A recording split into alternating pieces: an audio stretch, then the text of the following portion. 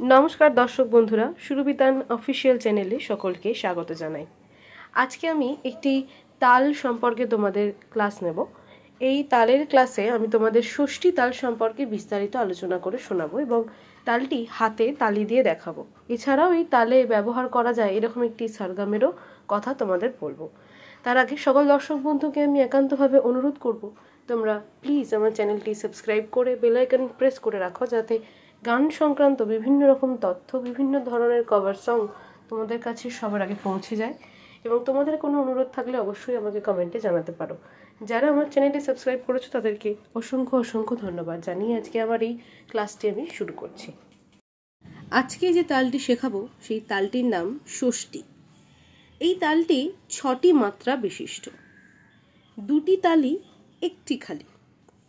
এই তালটির বোল হলো ধি না ধা গে তে টে, ধি না ধা গে তে টে।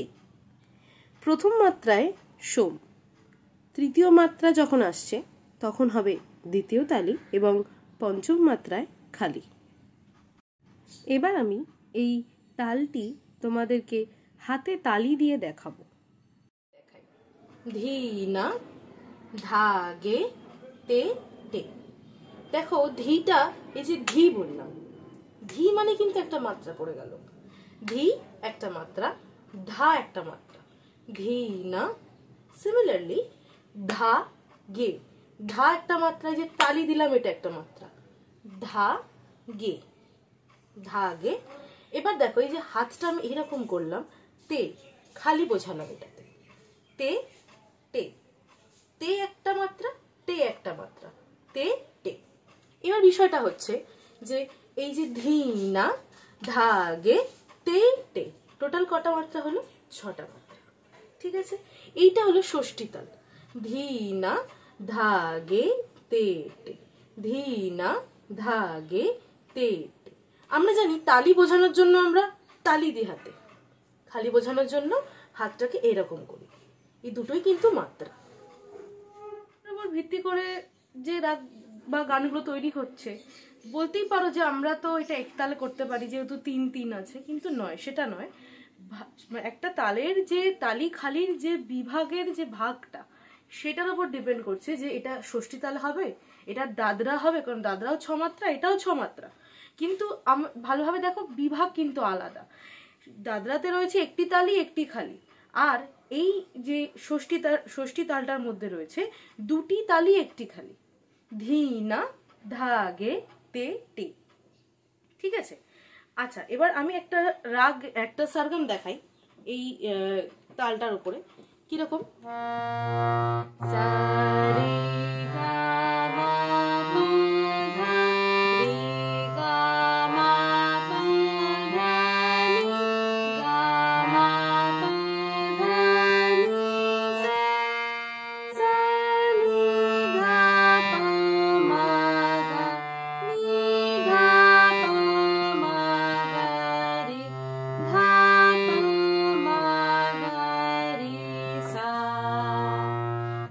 দেখো এটা কিন্তু দাদরা তালে বাজানো যেত, বাট পারফেক্ট হবে যদি ষষ্ঠীতে বাজানো হয় এই সরগমটা।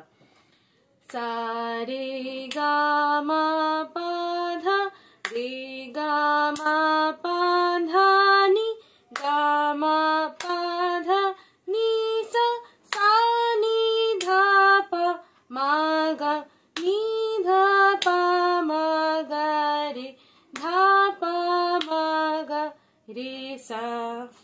এটার যে ভাঙনটা, যে ভাগটা, সেটা ষষ্ঠী তালটার ওপর বাজালেই সব থেকে বেশি, তবলা যদি ষষ্ঠী বাজে তবে এই সরগমটা কিন্তু ভালোভাবে গাওয়া যাবে। এই কারণে আমার মনে হয় যে এই যে সরগমটা ষষ্ঠীতে বাজানোই বেশি ভালো। ষষ্ঠী তালের ওপরেই এই সরগমটা তৈরি করা হচ্ছে। আজকে আমার পর্ব এখানেই শেষ। অনেক ধন্যবাদ সকল দর্শক বন্ধুকে।